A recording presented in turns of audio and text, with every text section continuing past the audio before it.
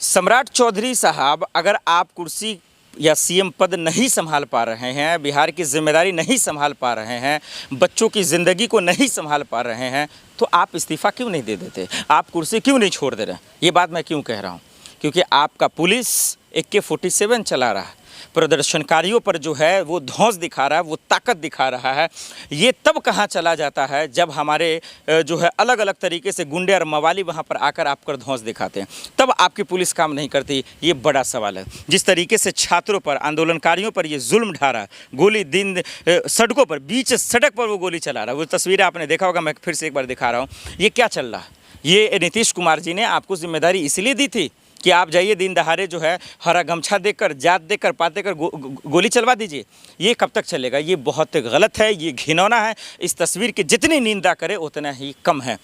मैं माफ़ी चाहता हूं बिहार की जनता से कि आपने कैसे के गोद में जो है कुर्सी को डाल दिया है, जो उसका इस्तेमाल गलत तरीके से कर रहा है सिर्फ अपने फ़ायदे के लिए। क्या प्रोटेस्ट करना, आंदोलन करना गलत है? जिसको चाहा जेल में डाल दिया, जिसको चाहा अपने राजनीतिक फ़ायदे के लिए जो है सलाखों के पीछे डाल दिया। आखिर क्यों? ये बहुत गलत है, ये निंदनीय है, ये बहुत दुखद है कि आपकी पुलिस या किसके अधिकार पर उन्होंने AK-47 चलाया, किसके आदेश पे गोली चलाई, ये बहुत ज़रूरी है। आप उनको बर्खास्त कर दीजिए, निलंबित कर दीजिए, लेकिन ये मसले का हल नहीं है। उसको सलाखों के पीछे डालिए उस पुलिस को, और उनसे पूछिए कि उनके दिमाग में ये संघीपन कहाँ से आया, ये खुराफात कहाँ से उनके दिमाग में आया। ये पूछना आपकी और हमारी सबकी जिम्मेदारी है, क्योंकि जिस तरीके से अभी जितने भी बच्चे जो है एजुकेशन को लेकर, एजुकेशन जो भ्रष्ट सिस्टम है, ये करप्ट जो सिस्टम है, उसके खिलाफ वो सड़कों पे आए थे, उनका हौसला तो फिर टूट जाएगा।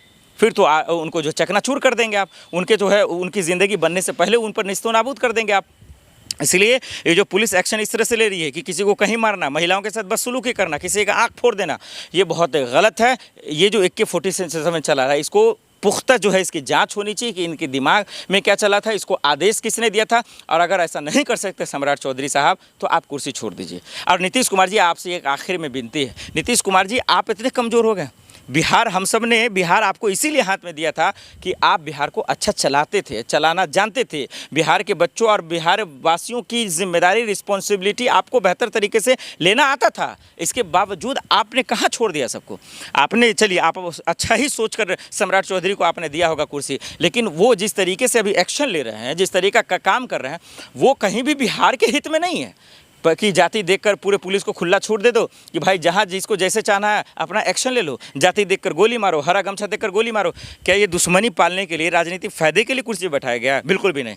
देश की जनता के लिए, बिहार की जनता के लिए, वहाँ के युवाओं के लिए, वहाँ के बच्चों के लिए, वहाँ के महिलाओं के लिए। तो इस तरीके से पुलिस मनमाना करेगी तो फिर लोकतंत्र और संविधान की बातें करना छोड़ दीजिए, कानून की बातें करना छोड़ दीजिए। राजा महाराजा वाला खेल नहीं है ये। तो जंगल राज कहते ये कौन सा आप मंगल राज दिखा रहे हैं? ये भी तो वो नहीं है। तो कम से कम सम्राट चौधरी, इस पुलिस पे एक्शन लीजिए, और जिस बच्चों पे कार्रवाई हुई उनको राहत दीजिए, और कम से कम जो है उनको ऐसी विश्वास दिलाइए, यकीन दिलाइए कि आइंदा से ऐसा घटना सामने नहीं आएगा। क्योंकि जो तस्वीरें आई हैं बहुत दर्दनाक, बहुत खौफनाक, बहुत ख़तरनाक है, खास करके उस देश के लिए, उस राज्य के लिए, उस स्टेट के लिए जहाँ हम लोग लोकतंत्र और संविधान की व्यवस्था में अपनी जिंदगी जीते हैं। डिप्टी मेयर नाजिया हसन का किए, जिसने छात्रों की अगुवाई की, छात्रों के हक की लड़ाई को लड़ रहा था। तो ऐसे में आप क्या देख रहे हैं जो सम्राट चौधरी लगातार, देखिए सम्राट जी से सरकार नहीं संभल रहा है, लाठी चला रहे हैं। देखिए सरकार, सम्राट जी से सरकार नहीं चल रहा है।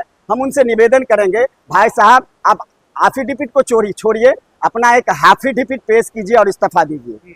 लेकिन इससे पहले हमने देखा जो तेजस्वी यादव के जो बड़े भाई है तेज प्रताप यादव, उसकी भी गिरफ्तारी हुई है, उसको भी डिटेन किया गया था। 14 दिन की हिरासत की बातें हो रही है। देखिए उनके अंदर एक ही माइंड चल रहा है कि विपक्ष को ही खत्म कर दे। लेकिन उसको मैं बता देना चाहता हूँ, बउआ आज तुम सरकार में आए हो, हम थोड़े से पहले भी सरकार में थे और आगे भी सरकार में रहेंगे। जुर्म करना बंद करो, नहीं तो एक एक जुर्म का हिसाब लिया जाएगा। ये लोग भविष्य की बात करते, भविष्य पर लाठी मारने।